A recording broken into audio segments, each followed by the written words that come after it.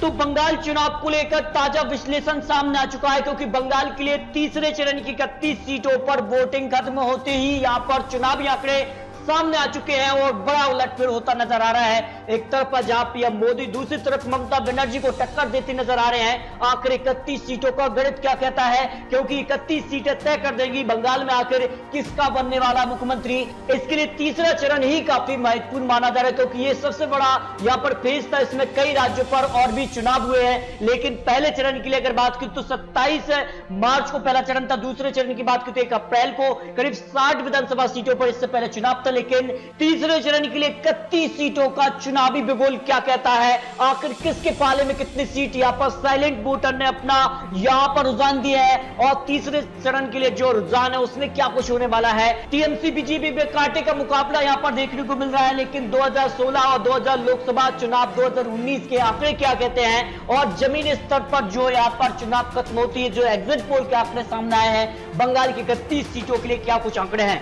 सबसे पहले बात करते हैं बंगाल के तीसरे चरण में करीब 205 उम्मीदवार चुनावी मैदान में थे, लेकिन यहां पर बात की तो बीजेपी टीएमसी में ही कांटे का मुकाबला था। और ऐसे में कुल यहां पर बात करें तो 78,52,425 यहां पर कुल मतदाता ने तय कर दिया है। यहां पर 205 उम्मीदवारों का किस्मत का फैसला ईवीएम में कैद हो चुका है, लेकिन इससे पहले आंकड़े अब सामने आ रहे हैं। लेकिन बंगाल की बात की तो करीब 3 जिलों की यहां पर 31 सीटों पर जो वोटिंग हुई है, यहां पर करीब 78% वोटिंग। हावड़ा की 7 विधानसभा सीटों पर चुनाव हुआ, जबकि हुगली की 8 विधानसभा सीटों में 80% वोटिंग हुई है। और दक्षिण 24 परगना सबसे महत्वपूर्ण माना जा रहा है और यहां पर करीब 77% यहां पर वोटिंग हुई है। और कहीं ना कहीं अनुमान लगाया जा रहा है कि यहां पर बड़ा उलटफेर होता नजर आ रहा है। इससे पहले अगर बात की तो 2019 लोकसभा के आंकड़ों में बड़ा यहां पर बवाल देखने को मिला था, और अगर इस तरह के आंकड़े बनते हैं तो कहीं ना कहीं पर बीजेपी काफी पीछे नजर आ सकती है, क्योंकि कुल 31 सीटों में टीएमसी यहां पर 30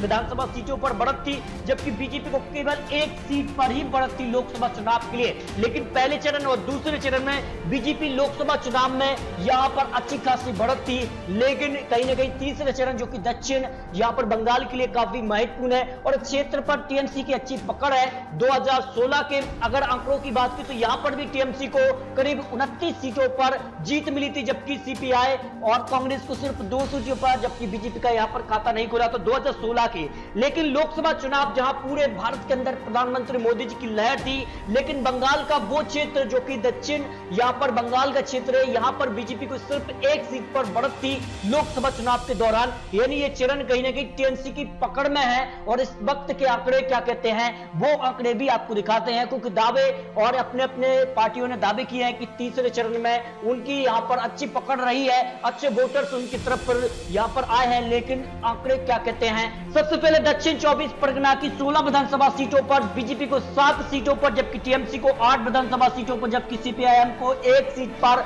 जीत मिलने का अनुमान लगाया जा रहा है, क्योंकि तीसरा चरण कहीं ना कहीं पश्चिम बंगाल के लिए टीएमसी का एक मजबूत वोट बैंक है। इससे पहले अगर बात करें तो दूसरे चरण में कहीं ना कहीं नंदीग्राम और इसके अलावा वो क्षेत्र जो कहीं ना कहीं यहां पर शुभेंदु अधिकारी का क्षेत्र था, उसमें अच्छी पकड़ थी। इस कारण बीजेपी को दूसरे फेज में बढ़त मिली थी, लेकिन तीसरा चरण कहीं ना कहीं टीएमसी की पकड़ में जाता नजर आ रहा है। जो आंकड़े यहां पर निकल कर आए हैं लोकसभा चुनाव 2019 और 2016 के मुकाबले, जिस प्रकार के रुझान यहां पर सामने आए हैं तीसरे चरण के लिए, हावड़ा की 7 विधानसभा सीटों में बीजेपी को 3 जबकि टीएमसी को 4 सीटें मिलने का अनुमान लगाया जा रहा है। इसके अलावा अगर बात करें हुगली की 8 विधानसभा सीटों पर बीजेपी को 2 जबकि टीएमसी को 5 सीटें मिलने का अनुमान और कांग्रेस को 1 सीट पर यहां पर जीत मिलने का अनुमान लगाया जा रहा है। यानी कहीं ना कहीं तीसरा फेज जो यहां पर आंकड़े हैं लोग 30 सीटों में अगर बात करें 2016 में भी टीएमसी को यहां पर 30 सीटें मिली थी, जबकि लोकसभा चुनाव 2019 में भी यहां पर टीएमसी को 30 सीटों पर बढ़त थी। यहां पर बात करें तो बीजेपी कहीं ना कहीं यहां पर पीछे दिखी थी। लेकिन तीसरे चरण की 31 सीटों पर जो यहां पर एक्सपर्ट ने अपने आंकड़े दिए, उसमें टीएमसी को 17 सीटें और बीजेपी को 11, जबकि कांग्रेस लेफ्ट के खाते में 2 सीटें जाने का अनुमान लगाया जा रहा है। यानी पहले चरण के बाद अगर दूसरे चरण की बात की तो दूसरे चरण में बीजेपी की लहर दिखी थी,